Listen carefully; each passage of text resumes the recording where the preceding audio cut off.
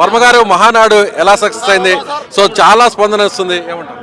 మహానాడు చాలా రంగరంగ వైభవంగా జరుగుతుంది. అన్ని మహానాడులకి కంట ప్రతి మహానాడు కూడా ఒక్కో మహానాడు కంట బ్రహ్మాండంగా ముందుకెళ్తూ ఉంటుంది. అందులో రాయలసీమ ప్రజల కోరిక మేరకు కడపలో పెట్టడం, ప్రజలందరూ కూడా ఇక్కడ ఆనందంగా ఉన్నారు. అదేవిధంగా మేము కూడా కడప వచ్చి చూడడం ఇక్కడ మాకు ఇంకా ఆనందంగా ఉంది.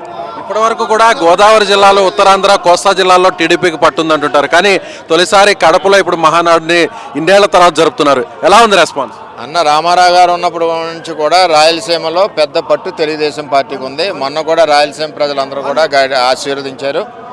ఇక్కడ ప్రజల కోరిక మేరకు, కార్యకర్తల కోరిక మేరకు కడపలో పెట్టింది. పార్టీని నమ్ముకున్నటువంటి కార్యకర్తలకు సరైనటువంటి గుర్తింపు వస్తుందనేది మొదటి నుంచి కూడా టీడీపీ చెప్తుంది. సో మీరేమంటారు? అది 100% వస్తుంది, అందులో తేడా లేదు. కష్టపడిన వాళ్ళకి ఎప్పుడు కూడా గుర్తిస్తారు. ఆ పార్టీ అధ్యక్షుడు సరైన సమయంలో సరైన నిర్ణయాలు తీసుకుంటారు. అలాగే లోకేష్ గారు ఇక నాయకత్వ బాధ్యతలు తీసుకోబోతున్నారు, వర్కింగ్ ప్రెసిడెంట్గా మారబోతున్నారు. సో మీరేమంటారు? లోకేష్ గారు నాయకత్వం వచ్చాక పార్టీలో ఎలాంటి పరిణామాలు వచ్చే అవకాశం ఉంది? నాయకత్వం రావడం ఏంటి, ఆల్రెడీ ఉంది. ఉన్నాక యోగాలం వచ్చింది కాబట్టి ఇవాళ ప్రభుత్వం వచ్చింది. లోకేష్ గారు యోగాలం వచ్చింది కాబట్టి ప్రభుత్వం వచ్చింది. కార్యకర్తలు, రాష్ట్ర ప్రజలు మనసులో మనోభీష్టం, కోరిక లోకేష్ గారిని భవిష్యత్ రథసారథి కింద తెలుగుదేశం పార్టీలో చూడాలి.